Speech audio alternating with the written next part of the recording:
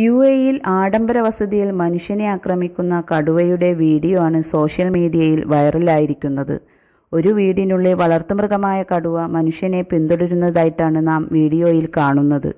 കടുവ മനുഷ്യനെ പിടിക്കുന്നു. തുടർന്ന് ആ മനുഷ്യൻ ഓടാൻ ശ്രമിക്കുകയും തറയിൽ വീഴുകയും വീണ്ടും ഓടാൻ ശ്രമം നടത്തുകയും ചെയ്യുന്നു.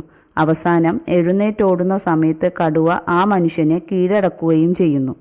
കടുവയ്ക്ക് ഒറ്റയ്ക്ക് ജീവിക്കുവാൻ ഇഷ്ടപ്പെടുന്ന ജീവിയാണ്. അവയ്ക്ക് അധീന പ്രദേശ പരിധിയുണ്ട്.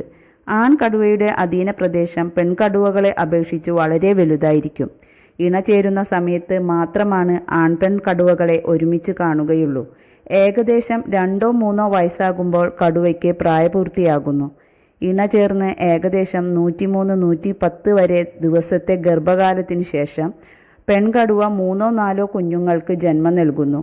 കുഞ്ഞുങ്ങൾ 2-3 മാസം വരെ മുലപ്പാൽ മാത്രമാണ് ഭക്ഷിക്കുന്നത്. അതിനുശേഷം കുഞ്ഞുങ്ങൾ അമ്മയോടൊപ്പം ഇര തേടാൻ പോയി തുടങ്ങും.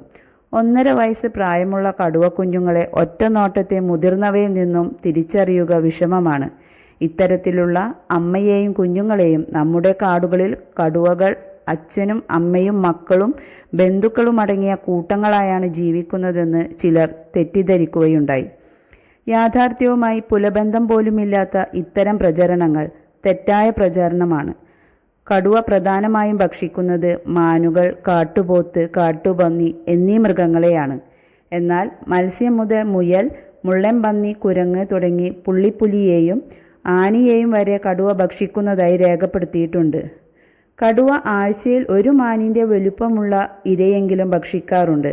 അതായത് ഒരു കടുവയ്ക്ക് 1 വർഷം ജീവിക്കുവാൻ 45-50 മാനിൻ്റെ വലുപ്പമുള്ള ഇരകളെങ്കിലും കാട്ടിലുണ്ടാകണം. ഒരു പ്രദേശത്തെ കടുവകളുടെ എണ്ണം അവിടെ കാണുന്ന ഇരയുടെ എണ്ണത്തെ ആശ്രയിച്ചാണ് ഇരിക്കുന്നത്.